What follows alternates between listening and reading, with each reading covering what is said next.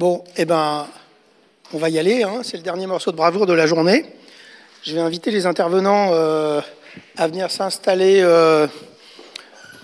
Donc Bruno, Yves, Marianne, où est-elle? Allez, c'est fini les messages, tout ça, là. Il n'y a pas de foot encore, l'Euro c'est la semaine prochaine. Et on a un petit jeune avec nous, ça va être un peu la surprise. Alors, donc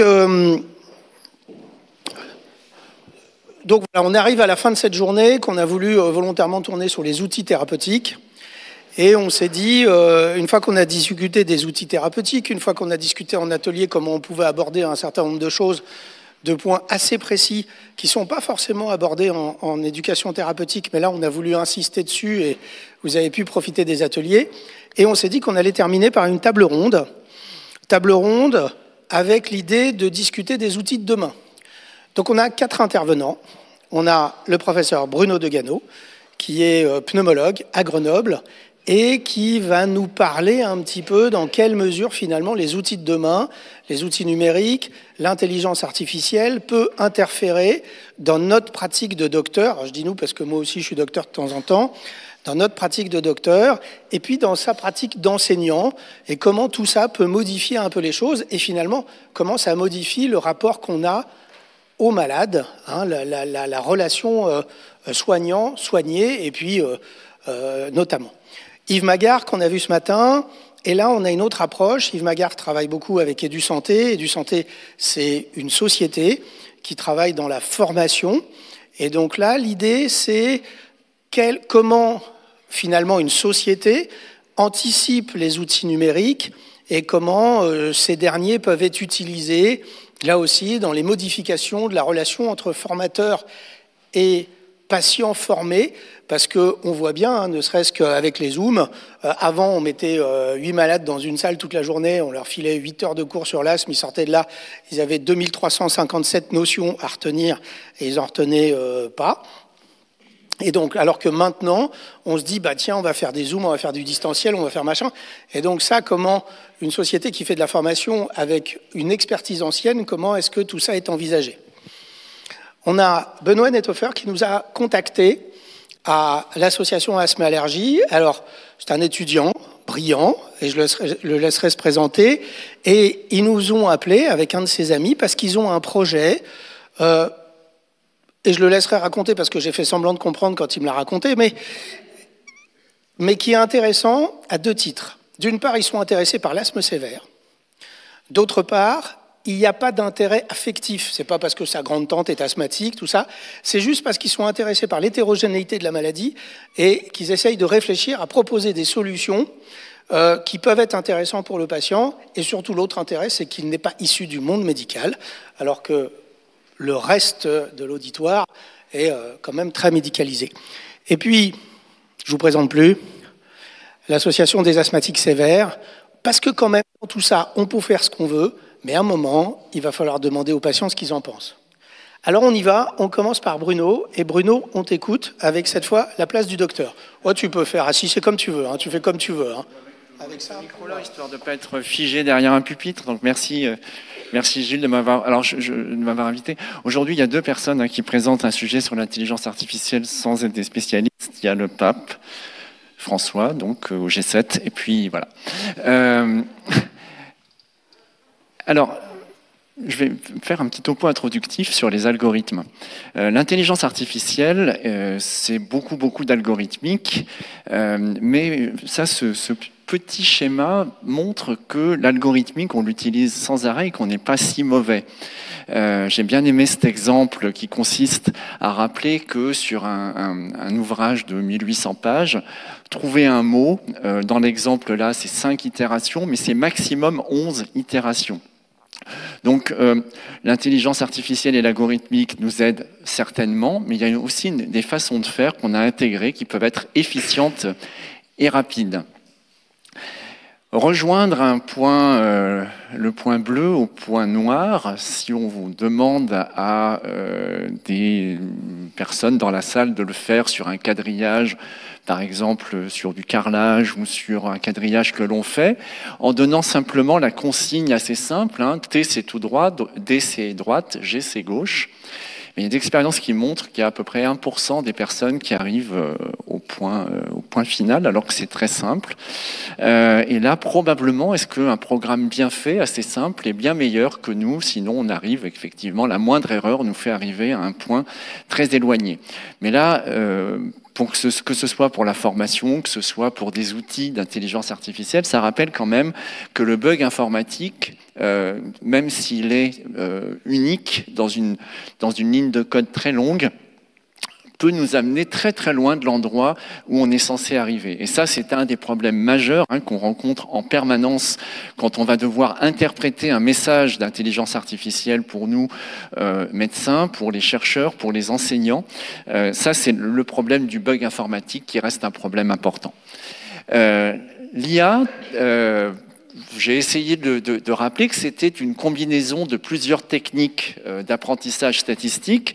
La première, c'est un apprentissage non supervisé qui consiste à avoir des données, de faire de la statistique, de faire de la corrélation, sans a priori. On peut faire quelques petites annotations a priori, mais c'est extrêmement rare. Et puis, une fois qu'on a des données, on essaye d'affiner un petit peu le propos en faisant un apprentissage supervisé. Donc vous voyez un petit peu le verbatim, permet d'affiner les modèles en les entraînant sur des données qui ont été filtrées, qui ont été améliorées. Puis on fait ensuite des apprentissages par renforcement, c'est-à-dire on continue à faire de la statistique, mais on essaie de sélectionner les meilleurs résultats. C'est un peu ce qu'on fait pour ceux qui utilisent des dictionnaires de traduction. Quand on fait du DeepL, on met un truc en français, on a derrière du chinois oriental, et puis ou de l'anglais, et puis on peut parfois favoriser dans notre verbatim à nous certaines traductions plutôt que d'autres. Finalement, c'est un petit peu l'utilisation qu'on peut en voir ici. Souvent, pour faire de l'IA, on parle de deep learning ou d'apprentissage profond. Alors ça, c'est grosso modo ce qui est vendu quand on dit qu'il faut alimenter sans arrêt je vais vous montrer un truc marrant après, juste après. Qu'il faut alimenter cette intelligence artificielle avec vraiment beaucoup de données. Mais néanmoins, derrière, il y a quand même une boîte noire. On manque d'explications quant aux données qui sont vraiment utilisées et aux algorithmes.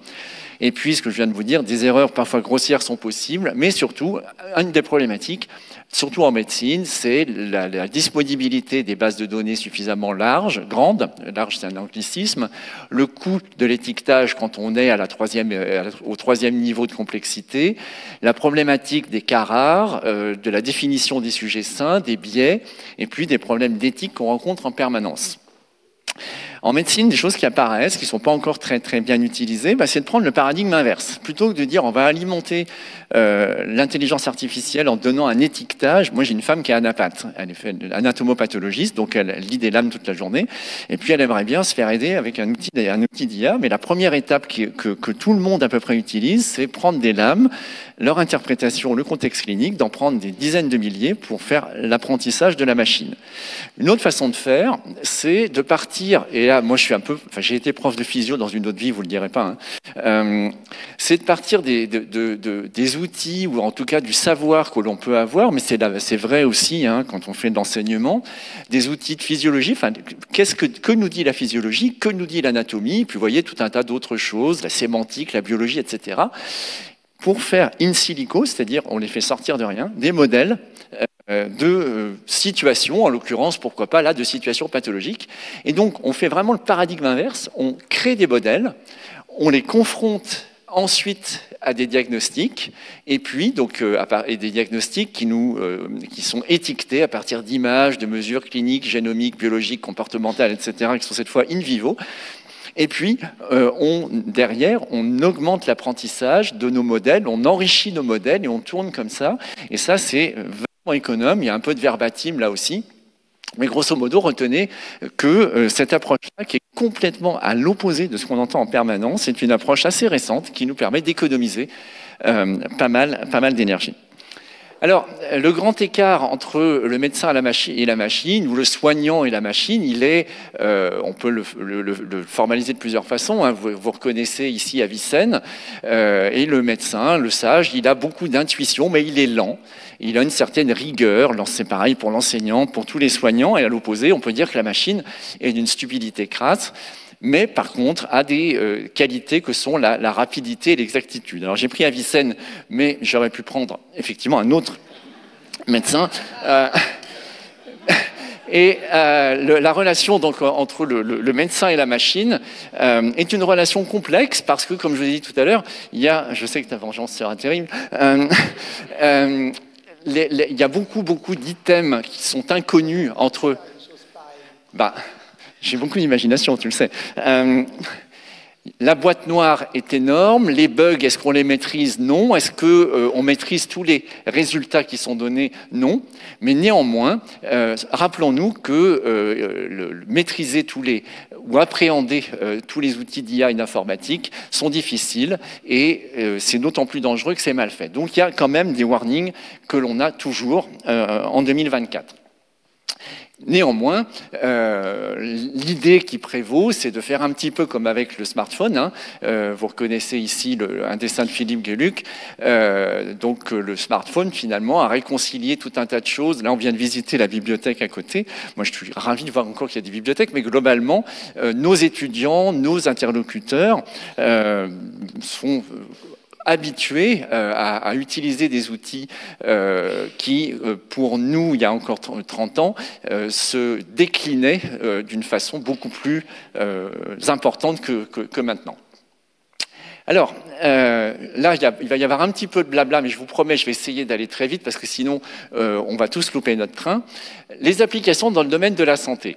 Alors, je vais passer encore plus vite que ce que j'avais prévu de faire parce que je vais vous montrer ensuite les recommandations de l'Académie de médecine qui viennent de sortir pour l'utilisation de l'IA en santé. Rappelons-nous que pour l'instant, la recherche de la vérité, ce n'est pas un objectif de l'IA générative. Donc on va parler beaucoup d'IA générative, ça génère des choses qui ne sont pas, encore une fois, jugées à l'aune de la vérité ou de la véracité du texte. Donc faisons tous, encore une fois, extrêmement attention. Il n'y a pas de logique, il n'y a pas de représentation logique, ça reste de la statistique en première analyse. La qualité des données qui ont été utilisées avec le deep learning n'est souvent pas contrôlée et clairement, de la qualité des données va dépendre ce qui va être généré comme information. Donc là encore, on a beaucoup de travail, beaucoup de réflexion, c'est même pas du travail, beaucoup de réflexion de façon à essayer d'optimiser le résultat final à partir du produit initial. On a déjà dit que le résultat pouvait être erroné, quelle que soit la qualité des données initiales. Et puis, ça fait partie aussi des choses dont on parle dans les médias. On peut aussi délibérément générer des contenus dont les données, dont le message véhiculé est délibérément à diviser des informations. L'application au domaine du soin, donc là aussi, ça va être un petit peu de blabla, on va passer très vite. L'aide au diagnostic et au choix thérapeutique, pour l'instant, rien ne marche. C'est-à-dire que la démarche que l'on a en tant que soignant d'agréger un certain nombre de données, dont des données difficiles à quantifier, notre impression, notre sentiment, ce qu'on sent quand on croise quelqu'un, reste probablement en tout cas assez différent, j'allais dire supérieur, mais là je mets une notion qualitative. Donc il n'y a pas du tout d'espoir à court terme de pouvoir faire par une machine la démarche que l'on a en tant que soignant. Pour les analyses d'images, tout venant, radio, scan, IRM, anapath, il y a des choses qui marchouillent, mais l'objectif est de faire aussi bien que le soignant. Pour l'instant, on fait moins bien pour plus cher. Pour imaginer de nouvelles molécules ou de nouvelles cibles thérapeutiques, sachez que ceux d'entre vous qui peut-être travaillent dans les labos pharmaceutiques, c'est désormais quelque chose qui est utilisé au quotidien pour éviter de cribler un certain nombre de molécules. Donc l'IA générative peut aussi générer des hypothèses thérapeutiques ou des hypothèses en termes de structure moléculaire. Domaine du soin toujours, optimiser. Alors ça, j'ai trouvé ça aussi dans le document de l'Académie de médecine. L'IA est utilisée désormais dans nos hôpitaux pour tenter d'optimiser les moyens humains, les ressources pour adapter, vous voyez le résultat, la disponibilité des lits, la gestion des flux, etc. Générer des comptes rendus, donc ça marche plutôt pas mal.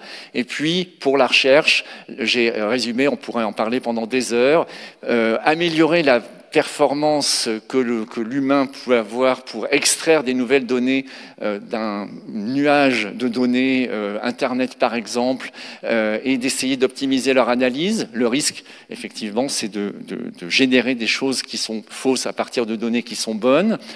Décloisonner les différentes composantes de la recherche, ça c'est probablement un des objectifs vertueux. Aider à formuler des questions de recherche. Pour l'instant, on voit assez vite quand nos étudiants ont utilisé ChatGPT pour formuler leurs questions de recherche, et puis peut-être aider à communiquer les résultats scientifiques, autrement dit, faire les abstracts et faire les premiers jets des articles scientifiques. Je ne sais pas si certains d'entre vous le font, je connais des collègues qui le font systématiquement. Pour l'enseignement, alors je ne sais pas si ça va vous parler, Yves, mais voilà ce que disent un petit peu les données actuelles. C'est que pour les étudiants en médecine, en tout cas les étudiants en santé, pas en médecine, il y a une injonction à former à l'utilisation des systèmes d'IA génératifs. C'est plus du tout une suggestion. Pour les enseignants de médecine, c'est une injonction, car l'utilisation est considérée comme devant être obligatoire à court terme. Donc on n'a plus le choix, à la rentrée, il faut qu'on se débrouille pour organiser 28 heures de cours, là, dernier carat, non pas que sur l'IA, mais sur le numérique en santé. Sans commentaire. Et on considère aussi que ça va nécessiter de mettre ensemble des expertises médicales, des expertises techniques autour de l'informatique et des mathématiques et des expertises éthiques. Et vous voyez qu'il y a un petit néologisme là, AI designer, donc un nouveau métier qui pourrait naître dans l'enseignement de la santé, qui serait, encore une fois, à la conjonction de ces trois types de compétences. L'IA pour la formation, alors voilà ce que dit là aussi plutôt l'Académie de médecine, pour simuler et pour mettre en place, enfin pour faire de la simulation et pour mettre en place et suivre les parcours personnalisés de nos étudiants. Donc, pour ceux d'entre vous qui sont peut-être enseignants, on a de plus en plus des approches par compétences, ce qui fait en médecine. C'est plus une approche intégrée, mais une compétence. Il faut savoir être gentil, il faut savoir masser. Il faut savoir répondre au téléphone, etc. Et ces compétences, c'est sûr que c'est beaucoup plus facile à schématiser. Je trouve ça un peu triste, personnellement, mais néanmoins, c'est comme ça que les choses sont en train de tourner. Production de fiches de synthèse ou de contenu pédagogique, donc personnalisé. Je ne vois pas trop ce que ça veut dire, mais l'idée, c'est de pouvoir faire ça à la machine plutôt que de mettre un prof derrière chaque étudiant. Et puis, pour l'évaluation, et là, on pourrait faire une table ronde rien que là-dessus, pour créer de façon automatique des épreuves pour le contrôle continu, pour les examens, avec des réponses commentées le cas échéant, et puis créer des cas cliniques. Donc les 10 propositions, et c'est ma dernière diapo, on va passer très vite, mais ça c'est des propositions de l'Académie de médecine, c'est tout récent. Vous voyez, tous les professionnels de santé doivent, c'est une injonction, être formés à l'usage de l'IA. L'usage par les professionnels de santé doit se généraliser. Il serait contraire à l'éthique de s'en passer. Vous vous rendez compte? Ça va loin quand même. Je ne sais pas si certains d'entre vous font encore des gardes aux urgences. Moi j'en fais, j'avoue. Je suis indécrottable. Vous savez pourquoi il y a aussi, enfin bref, vous regardez une salle de soins aux urgences, vous pouvez voir des gens devant leur ordi sans bouger, qui ne bougent pas pendant longtemps. Tout ça c'est sympa, mais il va falloir multiplier le nombre de docteurs. Parce que quand on va voir les malades, ils sortent beaucoup plus vite en fait. Je ne sais pas si vous avez remarqué. Donc il y a probablement une transition. Donc contraire à l'éthique de s'en passer, voilà. Mais c'est important de voir quand même ce que les gens qui décident pondent comme document. Éviter de communiquer des données personnelles pour éviter les problèmes de fuite des données, bien sûr. Avoir une supervision humaine pour tout ce qui est généré par l'IA, de façon à éviter que l'IA nous donne des informations erronées. Et puis quand même, ils disent que le temps consacré au colloque singulier patient-soignant doit être préservé, voire renforcé. Donc là, il y a dû y avoir une relecture du document. donc il y a une problématique de réglementation, une problématique de cybersécurité, une problématique de propriété intellectuelle de tout ce qui est généré par l'IA, une problématique là aussi de souveraineté, c'est-à-dire qu'il y a un engagement qui est on va dire, encouragé pour garder une souveraineté nationale et européenne de tout ce qui est fait autour de l'IA et de ne pas se remettre dans les mains il n'y a rien de précis, mais je pense que vous pouvez imaginer ce qu'il y a derrière cette phrase. Principe éthique qui reste là aussi une vraie question. Et puis quand même, il n'y a pas du tout de prise en compte du coût, mais ça coûte un bras pour l'instant, et l'impact environnemental n'est probablement pas non plus anecdotique. Donc j'ai été un petit peu long dans l'introduction, mais je pense que des applications vont venir derrière.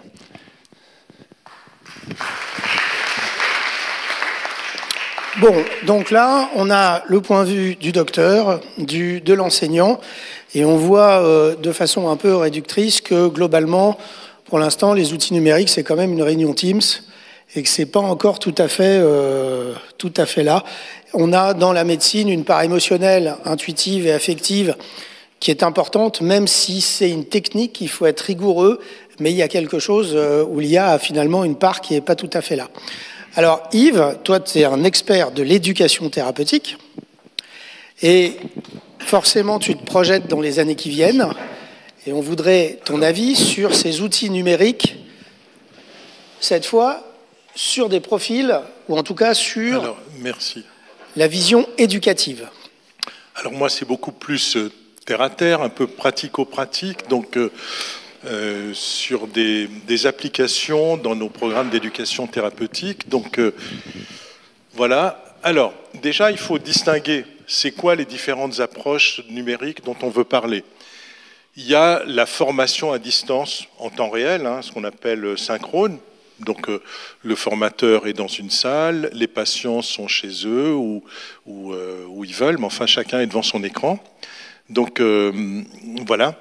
Donc pour cela, on utilise la plateforme avec laquelle on est habitué pour mener sa séance d'éducation thérapeutique. Il y a les formations mixtes, présentielles et à distance. En fait, tout ça, ça correspond, ça ressemble à ce qu'on fait en formation de professionnels également. Donc, qui combine les sessions présentielles et des activités en ligne. Et puis, il y a l'auto-formation. Ça, les gens se débrouillent tout seuls.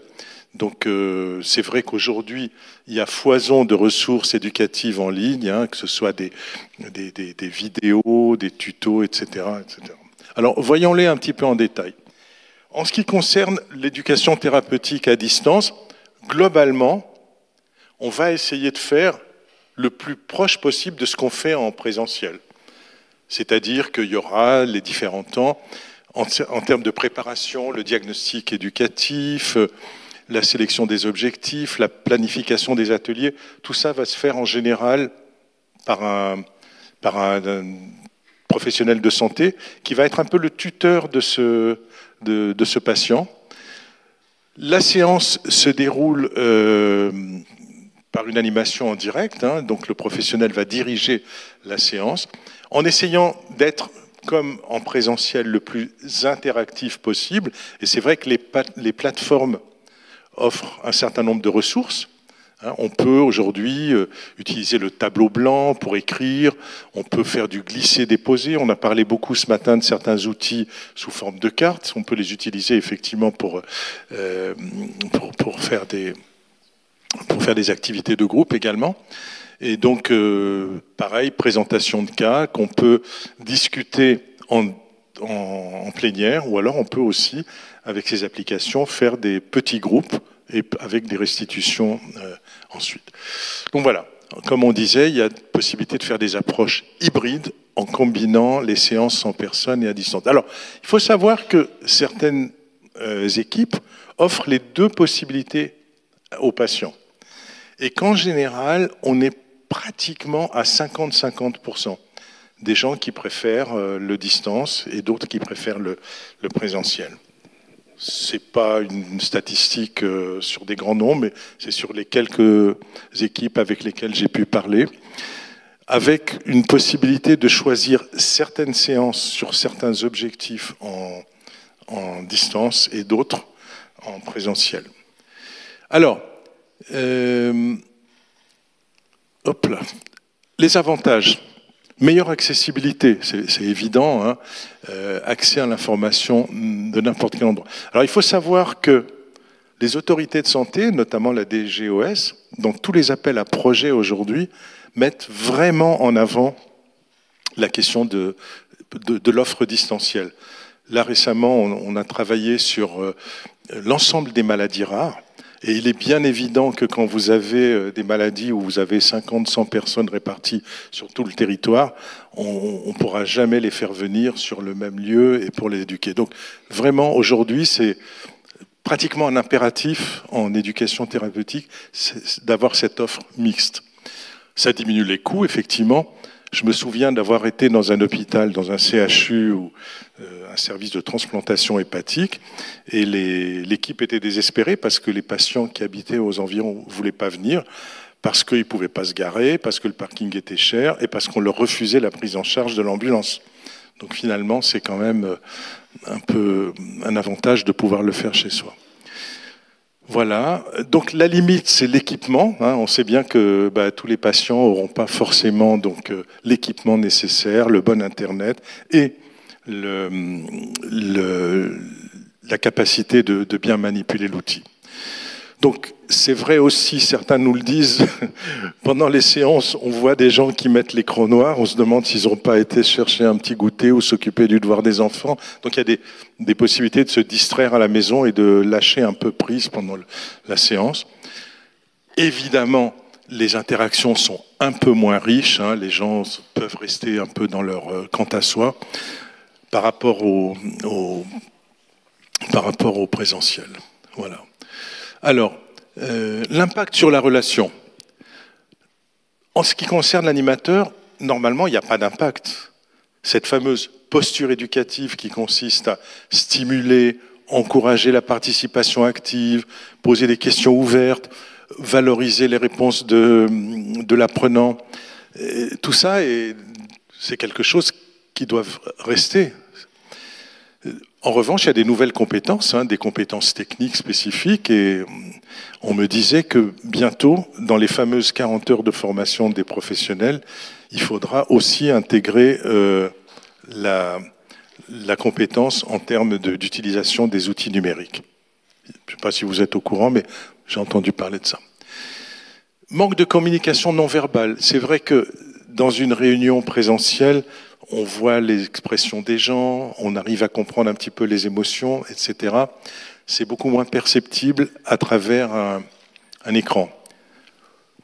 Parfois, les gens sont chacun sur une vignette, 5, 6, 7 patients, mais parfois, dans certaines réunions distancielles, se déroulent dans une salle communale, par exemple, quand c'est dans une petite ville, un petit village, où on peut réunir les gens dans un petit village, et là, c'est encore plus difficile de repérer les... Voilà. Et puis, pour les patients, c'est vrai que vous avez tous cette expérience. Ceux qui viennent à l'éducation, c'est des gens qui sont contents de rencontrer des collègues, des gens qui souffrent de la même chose. Il y a des moments de convivialité, on fait une pause café, voilà, il y a des moments informels au cours desquels on parle de choses et d'autres.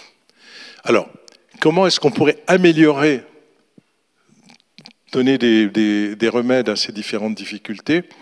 Bon, pour l'activité et pour pas que les gens se lassent devant l'écran, les solliciter le plus possible, faire des sondages en direct, des petites sessions de questions-réponses, des quiz, les mettre en petits groupes. On utilise la fonction sous-groupe donc de Zoom ou d'autres logiciels. Des moments informationnels, on peut faire des pauses de café virtuelles, des moments de réseautage où ils vont pouvoir s'échanger des adresses, des tuyaux. Voilà. Et puis, effectivement, avoir de la rétroactivité, c'est-à-dire demander en permanence comment ça se passe, demander des feedbacks et leur faire des feedbacks pour répondre au maximum à leurs besoins. Voilà.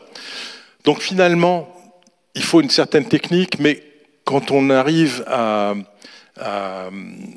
bien maîtriser le numérique et utiliser de bonnes stratégies, les bons outils, arrive quand même à maintenir une bonne relation entre le soignant et l'animateur, entre le soignant animateur et le patient, ce qui était la demande finalement de...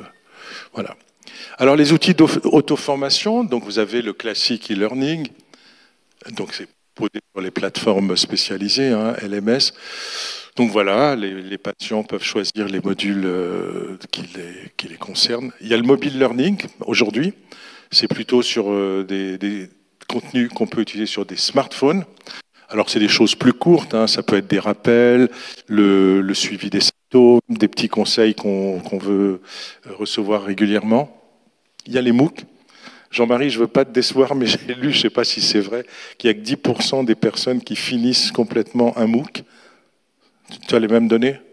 Ouais, bon. Ouais. Bon.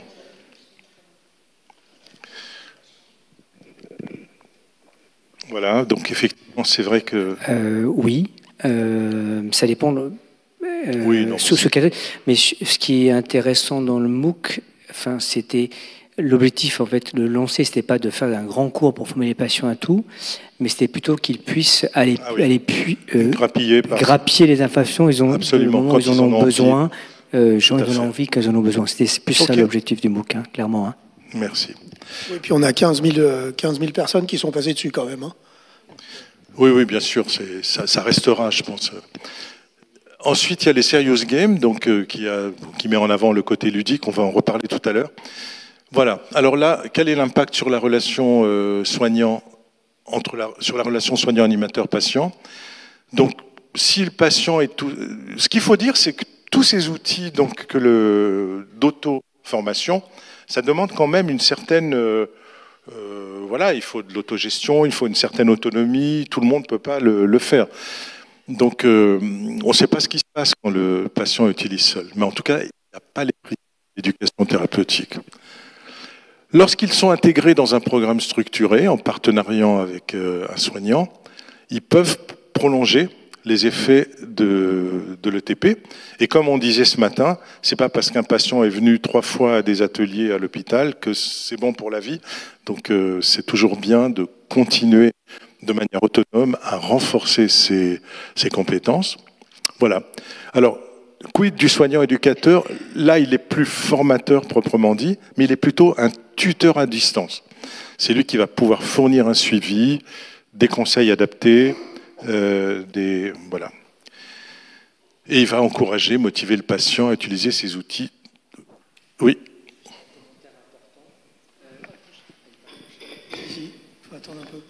Il est branché, oui. En fait, le MOOC a été mis en place pour accompagner l'éducation thérapeutique. On fait une enquête dans notre service et on dit qu'est-ce qui pourrait vous aider à mieux participer Et on nous dit j'aimerais bien avoir l'information avant et revoir l'information après. Et en fait, c'est dans cet esprit-là que ça a été fait. Donc c'est complémentaire et c'est pas l'un ou l'autre. Voilà. C'est pas la place. Ah oui, en complément, c'est vraiment optimal. Et puis, je dois dire, même, vu la profusion de l'offre éducative, je suis complètement ironique, on ne peut pas négliger toutes les offres annexes qui s'offrent aux patients. Je veux dire, on ne peut pas faire la fine bouche aujourd'hui. Alors, là, ce matin, tu nous demandais l'histoire du Serious Game. Donc, j'ai retrouvé, enfin plutôt Laurence, une collègue qui a retrouvé au dernier congrès de la Société Éducation Thérapeutique Européenne qui s'est tenue à Bruxelles, là, récemment, une communication réalisée par une équipe donc, de Angers. C'est un CD-ROM et c'est un serious game éducatif pour des jeunes, des ados qui présentent un pseudo-xanthome élastique. Alors, ils décrivaient un peu leur mode d'emploi. Première séance, donc, réalisée sur la plateforme d'ETP Sécurité. Les ados font connaissance, découvrent la plateforme sur un scénario test court. Deuxième séance, donc, ils ont un briefing sur la plateforme. Ils apprennent à se connecter. Et puis là, c'est la vraie participation au jeu collaboratif. Alors, il y a 6 salles séparées, des énigmes à résoudre. Et puis, à la fin, il y a un débriefing réflexif sur la plateforme de télé-ETP. Voilà. J'en sais pas plus, c'était juste un abstract. Alors, quel est le rôle des animateurs dans ce cas-là? Donc, il y a un soignant qui se met comme les patients donc, dans le jeu, il incarne un avatar, il guide les apprenants sans donner les réponses à toutes les questions qui sont posées dans le parcours.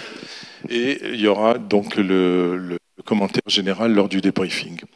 Le co-animateur a un rôle d'observation des échanges et un rôle technique.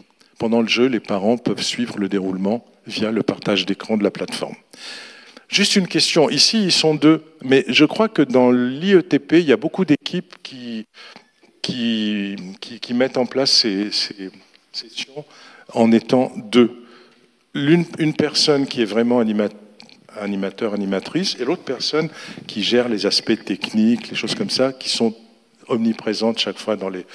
Est-ce que c'est le cas? Qui fonctionne à 2 personnes? On fera la discussion après, parce que sinon on va être court sur le temps. Le temps passe. Alors, donc il y a une journée présentielle à distance à 2 par an pour reprendre et renforcer les connaissances. Voilà. Alors juste, ChatGPT, comment il est utilisé à Edu Santé et avec les retours des équipes. Il peut être un outil justement de synthèse pour les bilans éducatifs partagés, diagnostic éducatif. Synthétiser les besoins, voilà, et puis donc avec les différents diagnostics éducatifs, on va pouvoir identifier les thèmes communs, les besoins spécifiques des apprenants pour cibler au mieux l'approche.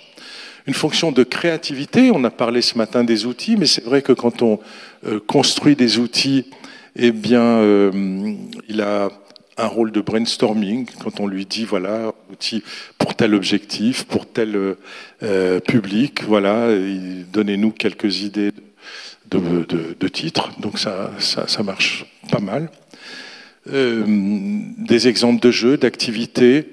La rédaction de cas cliniques est impressionnante. Vous lui dites, voilà, le patient, il a tel âge, il a tel symptôme, il a telle maladie, il habite en tel endroit.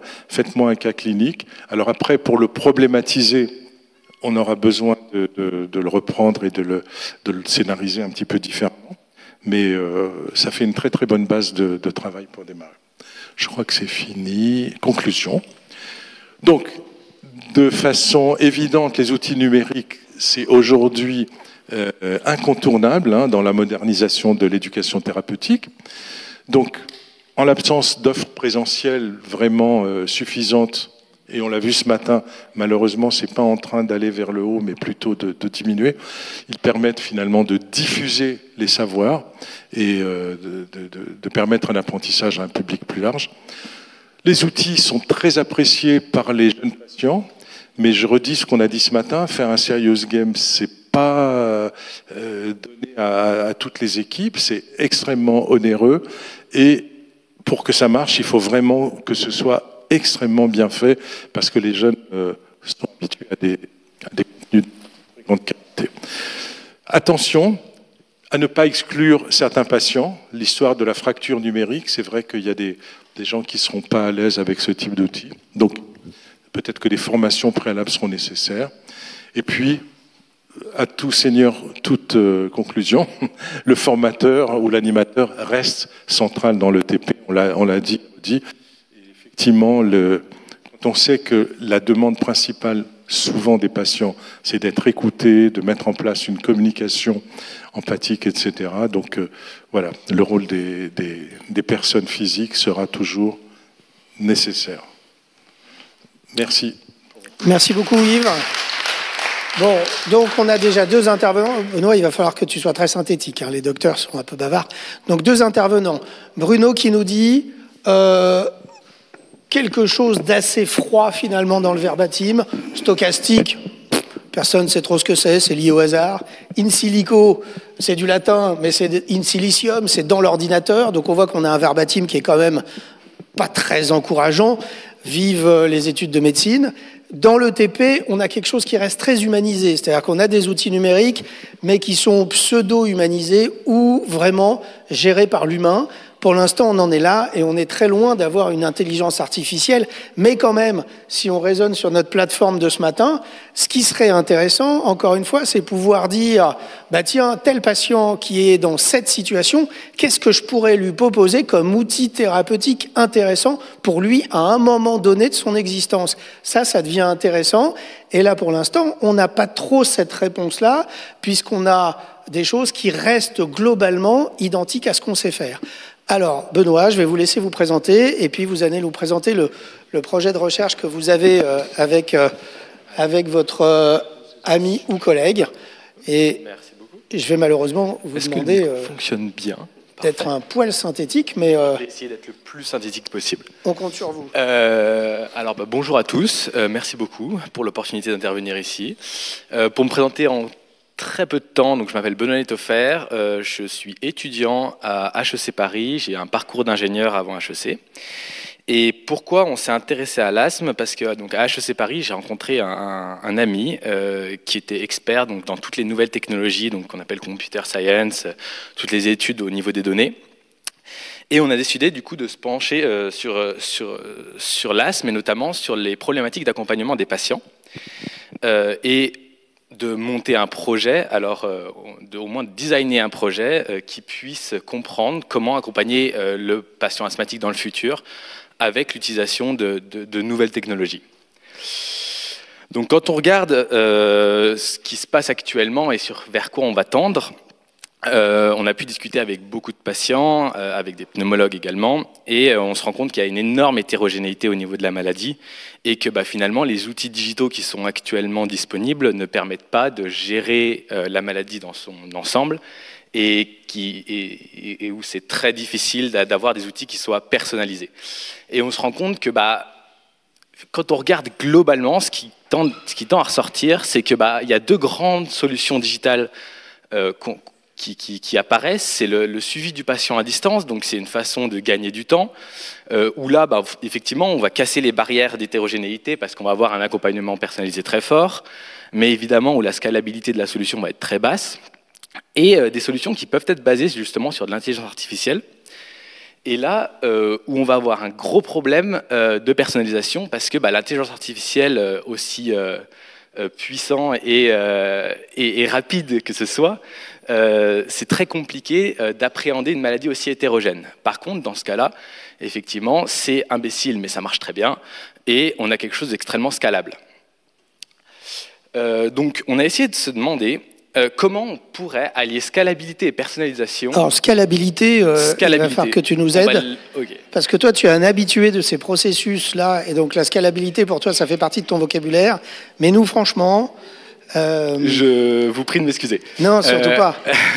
Non, pardon, la scalabilité, c'est le fait donc, de pouvoir développer cette solution et de la mettre à disposition du plus grand nombre. Donc que tout le monde puisse se retrouver dans une solution. Mais c'est la qualité de ton processus informatique, en fait, qui répond à cette question. Voilà, exactement. Ouais. Il faudrait avoir un dispositif qui puisse être à la fois très personnalisable, où chaque patient puisse se reconnaître, et évidemment, qui puisse toucher un maximum de patients. C'est bon. Même des petites animations, c'est super. Donc, on s'est posé la question de la médecine de précision, et notamment, c'est embêtant, super, d'exploiter le potentiel de la donnée, donc sous forme de l'intelligence artificielle, pour repenser l'accompagnement patient en alliant un soutien personnalisé piloté par la donnée, et des solutions innovantes fondées sur l'intelligence artificielle. Et on a voulu être très précis, surtout dans le cadre strict de protection des données du patient, parce qu'il y a une grosse contrainte au niveau de l'intelligence artificielle, c'est que si vous donnez des données patients à de l'intelligence artificielle, il faut absolument que ça soit dans un cadre réglementaire extrêmement strict. Ce projet, on a essayé de mettre 3 piliers pour y parvenir. Donc on s'est dit, OK, il faut qu'on ait un environnement de confiance.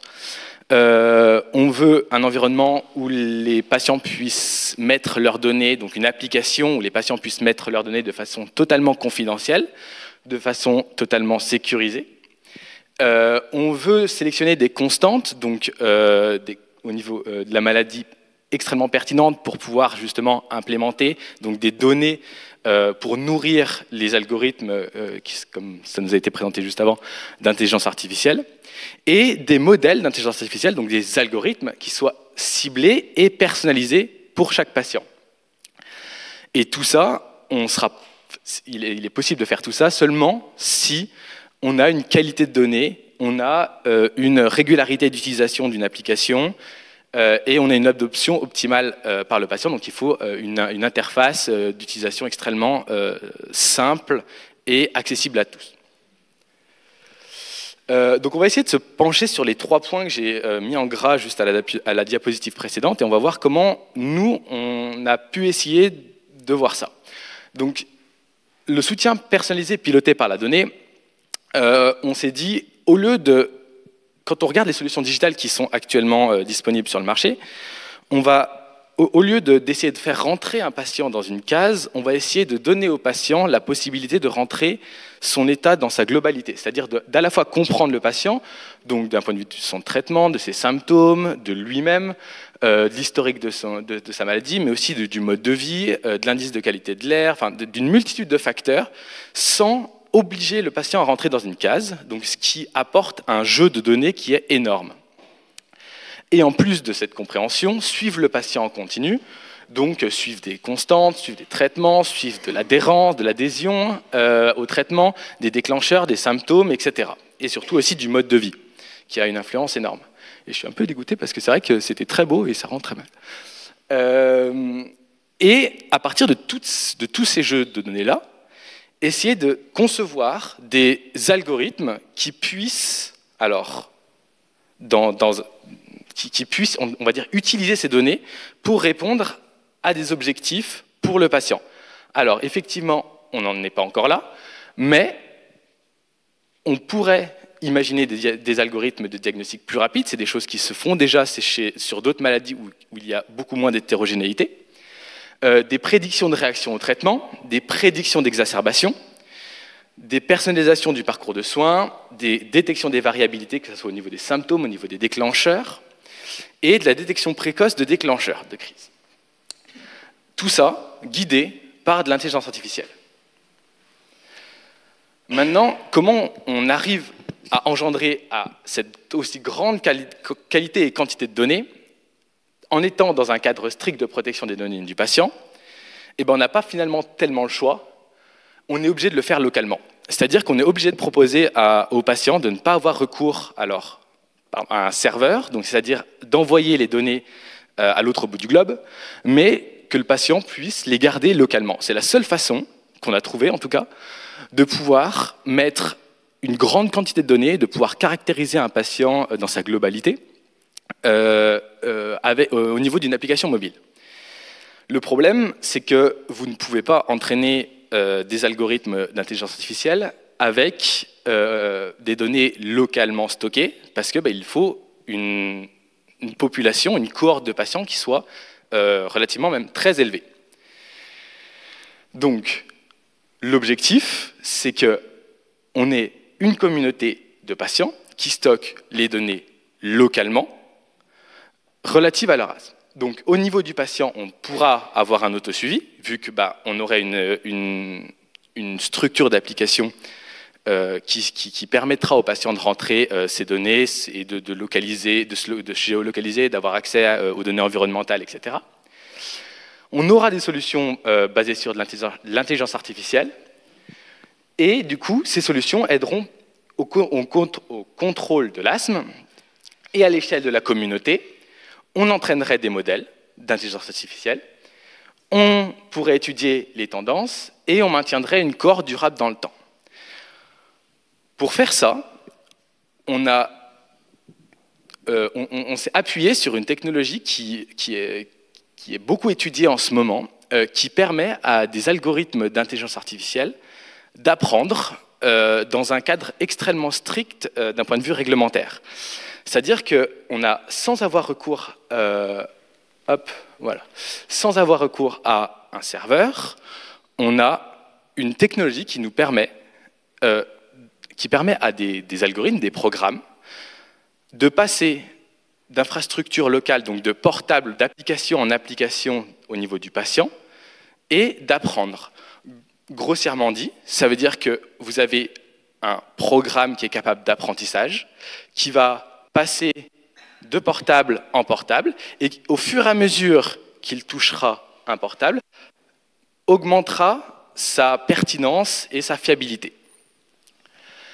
Donc c'est ce qu'on appelle l'apprentissage fédéré.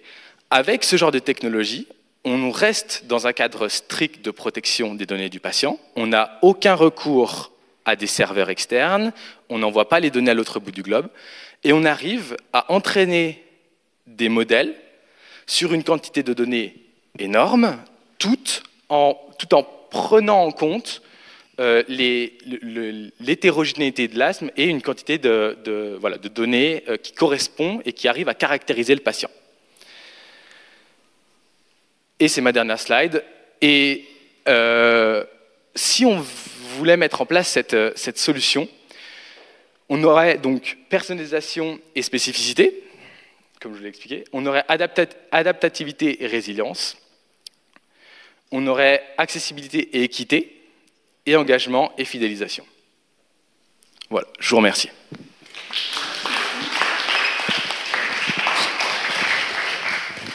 Merci beaucoup. Donc vous voyez qu'on a cette fois une troisième approche qui est cette fois totalement externe au monde de la santé, qui est une recherche un peu nouvelle, qui est pas tout à fait de notre culture et de notre âge, mais qui est intéressante et qui est finalement de dire à un patient asthmatique, eh bien, vous avez une application et par un système de gestion d'une multitude de données, on va quand même arriver à une solution plus ou moins personnalisée. Marianne, on est un peu dans la merde quand même. Hein. Qu'est-ce qu'on en attend donc ? En fait, c'est une vraie question parce qu'on pourrait dire j'ai envie d'attendre que cette application me dise ce que je dois faire, mais ça va poser un vrai problème si cette application me dit il y a un risque d'exacerbation, il faut prendre de la cortisone. Je suis bien d'accord. Déjà, je voulais saluer l'initiative, et notamment sur la recherche concernant la protection des données, parce qu'on n'a pas aujourd'hui dans le monde hospitalier des structures de gestion informatique aussi pointues que celles des systèmes bancaires. Donc ça, c'est un premier point. Donc je suis particulièrement sensible à ça. Alors peut-être parce que je suis une ancienne salariée d'un grand opérateur télécom et qu'on sait combien de cyberattaques on avait sur le réseau et sur l'architecture réseau chaque seconde. Pour revenir au monde de la santé, alors moi je suis absolument ravi de voir qu'on se pose de telles questions. Et alors j'avais juste en préambule envie de dire que moi je ne saurais jamais personnellement me passer d'un IPA et d'un pneumo. Pourquoi ? Parce qu'il y a quand même ce côté humain, mais néanmoins pour avoir une vraie vision de ce que me racontent les gens en face, parce qu'on est quand même néophyte en tant que patient quand on consulte. Et donc on est néophyte également sur les molécules que l'on prend, et je crois qu'on a toujours très envie de comprendre ça. En amont, moi j'aimerais bien pouvoir aller voir, je vais rêver là, en fait, hein. Mais en amont, j'aimerais bien pouvoir arriver chez le spécialiste avec un CV médical. Alors, je pense qu'il y a des bases à la CPAM. Moi, je suis absolument ravi qu'il y ait toutes ces bases de données quelque part. Pourvu qu'elles soient un jour partagées, ça serait quand même génial. Mais pour le coup, c'est toujours bien, au bout d'un certain nombre d'années, que finalement, le CV médical puisse vous rappeler que vous avez eu quelque chose il y a 40 ans, qui peut peut-être potentiellement avoir un lien ou pas. Alors j'aimerais bien ce suivi médical, et puis si l'IA, elle savait brasser des images. Ouais, alors je suis un compte Instagram, je ne sais même plus comment il s'appelle, mais où vous avez des vrais organes qui sont en plein mouvement et vous les regardez bouger, etc. Et alors moi j'adorerais à un moment aller chez le médecin et me dire bah voilà, l'organe normal il fonctionne comme ça, le vôtre comme ça, donc on va mettre une molécule, cette molécule-là on va l'observer pendant 3-4 mois, on va voir ce qu'elle fait, et puis quand on se revoit, alors est-ce que l'IA sait faire ça localement sur mon smartphone, ça serait top. Et concernant le suivi du parcours de soins, alors moi je suis très pro de la digitalisation, mais c'est pas le cas de tous les patients. Ceci dit, à contrario, même les personnes âgées, pour un peu qu'elles soient équipées, elles se servent très très bien de tous ces outils. Moi, j'ai une maman qui, sur Instagram, en sortant de soins de suite, a fait de la réadaptation à la marche sur Instagram, sur un compte pour seniors, pour réapprendre à marcher. Donc, elle a fait son éducation en attendant d'avoir de la place chez un kiné. Mais donc, ça veut dire que toutes les générations peuvent s'y mettre. C'est ludique, en fait, une tablette. Donc, pour le coup, ça serait quand même assez génial qu'on ait en fait ces espèces d'imagerie et puis ce suivi de parcours de soins via la tablette ou via le smartphone. Pourquoi je dis ça? C'est que finalement, quand je vois mon pneumo une fois tous les 6 mois, je ne vais pas forcément me souvenir de tous les événements qui se sont passés. Donc en fait, dans le CV médical, j'aimerais bien le parcours, un historique et puis une séquence actualité, exactement comme on peut mettre, je cherche sur le haut d'un CV, une séquence actualité qui pourrait être très sympa sur les 6 derniers mois, juste pour dire, à un moment, oui, je saurais pas lui dire, mais j'ai fait ça il y a 3 mois.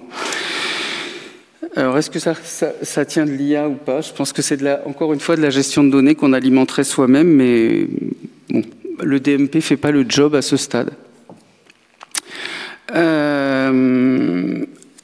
Pour en revenir à l'éducation thérapeutique du patient, je pense que la digitalisation, avec bien sûr le distanciel, les webinaires, les MOOC, etc., c'est une ressource que l'on prend quand on veut, où on veut, notamment sur le mobile learning.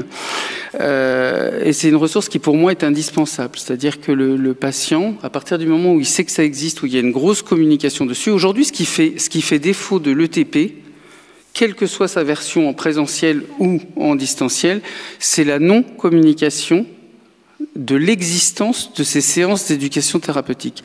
Et c'est pas uniquement sur la patientèle. Ça veut dire que vous avez des gens en ville qui voudraient savoir et qui peuvent pas savoir parce qu'elles n'ont pas accès à cette information. Donc, comme j'ai oublié de me présenter, je m'en excuse, mais pour beaucoup d'entre vous, certains me connaissent, je suis Marianne Sindrick de l'Association des asthmatiques sévères, et donc en fait, ce qu'on voudrait nous, au sein de l'asso, c'est effectivement créer ce fichier et des ETP, et des kinés respiratoires, et des pneumologues, parce qu'on est quand même en France sur des déserts médicaux. On a certains adhérents dans l'association qui font 250 km pour rencontrer un pneumo une fois par an, et on voudrait du coup pouvoir aussi communiquer sur cette éducation thérapeutique du patient en identifiant exactement où peuvent être les zones ou quelles sont les ressources qui sont disponibles sur Internet. Donc on voudrait essayer de répertorier ça.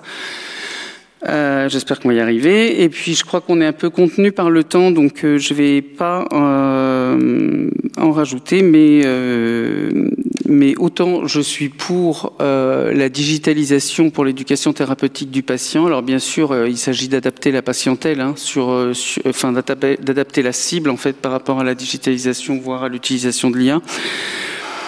Mais n'oublions pas la digitalisation et les séances en distanciel pour l'activité physique adaptée également. Merci beaucoup. Bon, alors Marianne, la liste des écoles de l'asthme, en fait, elle est sur le site d'Asthme Allergie. Et on va peut-être pas essayer de pas faire le boulot 2 fois. On va peut-être essayer de travailler ensemble sur... mais on n'a pas besoin d'intelligence artificielle pour alors, est-ce qu'il y a des questions sur cette session? Ou est-ce que ça volait trop haut? Ou est-ce que ça vous... On a souhaité faire ça parce que je crois que c'est vraiment... On est vraiment à la croisée des chemins et on est à une période où on quitte plus le téléphone. Ça, c'est plus possible. On est vraiment un peu hypnotisé. Et donc, c'est un outil, c'est totalement addictif, et c'est un outil qui est de plus en plus envahissant dans le quotidien, et c'est un outil qu'il va falloir savoir utiliser. Et ça nous paraissait intéressant de discuter un peu comment est-ce qu'on va pouvoir utiliser les outils de demain. Parce que maintenant, c'est fini, quoi, d'amener 8 personnes le mardi toute la journée dans une session d'éducation thérapeutique. Vous pouvez faire ce que vous voulez, les gens ne viennent pas. Il y en a qui viennent, il y en a qui ne viennent pas. C'est peut-être du 50-50. En tout cas, ça ne marche pas comme avant. Et donc, il faut aussi qu'on commence, nous, à réfléchir. Et c'était pour ça notre idée de plateforme. Ouais, je vais te laisser la parole. C'était pour ça notre idée de plateforme, parce qu'il faut que tout soit complémentaire. Le MOOC était complémentaire, une plateforme d'outils éducatifs peut être complémentaire, et nous, ce qu'on voit sur cette application qui est extrêmement brillante, et de proposer quelque chose à un patient à un moment donné, c'est pas forcément de lui dire ce qu'il doit faire de son asthme, mais peut-être de lui dire, il y a un certain nombre de compétences que vous n'avez pas, et peut-être des outils éducatifs à distance qui peuvent être intéressants. Bruno. Ouais, moi j'avais une interrogation, mais c'est juste une interrogation de vieux probablement. Je suis toujours un peu gêné quand on doit renseigner de la donnée. L'IA, je trouve que sa quintessence, c'est quand même d'arriver à extraire de la donnée pour en faire quelque chose d'autre. Et est-ce que vous avez envisagé cette approche un peu multimodale plutôt que générer encore une fois une donnée pré-imaginée, c'est-à-dire que vous remplissez un questionnaire en gros, pour générer des choses effectivement personnalisées, ça là, on est tous d'accord, ça va être ça un peu le truc. Mais est-ce que l'avenir, c'est pas justement d'éviter ce passage de renseignements de données pré-identifiées et plutôt d'arriver à une approche, on a bien des idées, après c'est le problème éthique de tout ça, hein, mais d'arriver à capter des choses auxquelles on ne pense pas, parce que c'est ça le truc aussi, sur l'environnement, sur l'environnement au sens large du terme, hein, financier, travail, mood au sens large du terme, etc., qui nous fasse effectivement ce programme d'ETP personnalisé qui émerge à un moment donné, qui avance à rendez-vous chez le pneumologue, ou au contraire qui l'annule s'il n'y en a pas besoin. Enfin, je vais un peu loin, hein, mais est-ce que c'est des choses qui sont dans les tuyaux, ça ? C'est une très bonne question. On a réfléchi au côté intelligence artificielle générative notamment pour la gestion de données sans avoir à directement rentrer ou avoir ce recours-là, et notamment un recours qui peut être biaisé, hein, parce que on est dépendant de la qualité des données qui vont être rentrées. Le problème de l'intelligence artificielle générative pour la génération de données, c'est que c'est quelque chose que pour l'instant on ne maîtrise pas bien. En tout cas, moi je ne suis pas du tout expert là-dessus. J'ai tenté de le montrer. Hein. Voilà, c'est quelque chose. Enfin, il y a des très beaux modèles, honnêtement, de ce qui se font maintenant, sans rentrer dans les détails, qui sont de plus en plus performants, et on a vraiment une courbe exponentielle sur la vitesse à laquelle ça se développe. Le problème de ça, c'est que ces modèles sont entraînés sur des données initiales, et finalement, on se demande, on se pose la question de la qualité de la donnée qui va être générée. De toute façon, il faut une boucle. Et voilà, à un moment donné, il faut une boucle. Nous, ce qu'on s'était dit, et effectivement, on aurait bien aimé pouvoir couper court et directement avoir recours à la génération de données et à l'analyse, et d'avoir un circuit fermé finalement. Ouais. Mais notre vision, on va dire, c'était de demander le moins d'efforts possible aux patients. Alors effectivement, ça peut passer par les questionnaires, mais si vous poussez un peu ça peut aussi passer par la synchronisation avec une montre connectée, ça peut aussi passer avec une géolocalisation, ça peut aussi... En fait, plus en plus... La localisation, l'exposition à la pollution... Exactement. Je veux dire, il y a les données de météo, les données de ça qui sont... Et il suffit, en fait, et c'est pour ça qu'on retombe sur ces problèmes de réglementaire, parce que quand vous allez avoir un patient, on va le géolocaliser, on va comprendre son environnement, etc. Et effectivement, on aimerait bien pouvoir, si ce projet voit le jour, et à la base c'était pas forcément l'objectif, mais au fur et à mesure on se demande si ça va pas voir le jour, mais on aimerait bien avoir une synchronisation, et on voit de plus en plus d'appareils médicaux connectés qui commencent à se développer. Alors c'est totalement en état de test maintenant, mais de plus en plus. Donc vous avez les montres connectées, vous avez la géolocalisation du portable, aller trouver des informations sur l'environnement, pour les femmes notamment au niveau menstruel, de l'influence des applications pour la gestion, etc. Enfin, c'est exposition aux produits ménagers. Voilà, exactement. Tout ça, ouais. Ouais, donc en fait, Bruno, tu nous as dit que l'IA générative, c'était pas bon pour c'était quand même pas terrible pour le domaine de santé. Et tu lui demandes pourquoi vous n'avez pas fait de l'IA générative. Non, je lui demande pourquoi on a cette... tant qu'à y être, mais si on peint, on peint, quoi. Moi, je suis pas sûr qu'il faille, mais en tout cas, si on se met à peindre, je pense que... Enfin, je sais pas ce qu'en pensent les patients, d'ailleurs. Je suis assez d'accord. Mais moi, en tant que soignant, j'allais dire, renseigner 3 bases de données par patient, non, mais c'est impossible. parce qu'il n'y a pas d'interopérabilité, parce qu'il y a des freins dans tous les sens, ça me fait pas, je fais pas en pratique. Et c'est la plus grosse problématique. Et c'est vrai que la problématique pour les patients, peut-être que les patients, je ne sais pas quel est leur point de vue quand il va s'agir éventuellement dans un projet comme le tien, qui est génial, hein, évidemment, c'est brillant, etc. Mais quelle va être la possibilité d'implémenter pour que ça marche. C'est pour ça que l'implémentation doit être la plus simple possible, et ça doit être des choses très simples, va bien, va pas bien, je touche pas, enfin ça doit être vraiment des trucs, j'ai pris des médocs, j'ai pas pris de médocs. Et donc tu as de l'algorithmique de base. Juste une remarque, effectivement. Après vous mettez le questionnaire ACT tous les jours, et puis... Juste une remarque par rapport au mot cohorte, d'ailleurs vous serez confronté à cette question, c'est la propreté des données. Puisque par définition, une cohorte, et c'est pour ça qu'on a des arcs, et ainsi de suite, mais le mot cohorte en lui-même transporte pas mal de choses. Mais la réponse, effectivement, elle vient aussi peut-être de l'objectivité des données qu'on rentre, parce qu'effectivement, le patient, par définition, il va quand même mettre ce qu'il pense. Mais ça, c'est nécessairement... c'est ça qui est génial. Ce qui est génial, mais qui doit probablement être complété des données objectivées, effectivement, de notre honnêteté, la pression atmosphérique, de l'ensemble de choses, qui pourraient être amenées en plus, qui permettraient au moins de donner de la solidité à la donnée, parce qu'il y a ça aussi quand même. Mais c'est même pas une cohorte, puisque le patient a ses données. La relation du patient avec son inquiétude sur la pathologie, avec les données, avec l'IA qui va répondre à ces questions. Et puis il y a éventuellement aussi la gestion des données globales et collectives qui peuvent être utilisées. Oui, mais propreté des données, là encore, on a chacun notre vision de la propreté des données.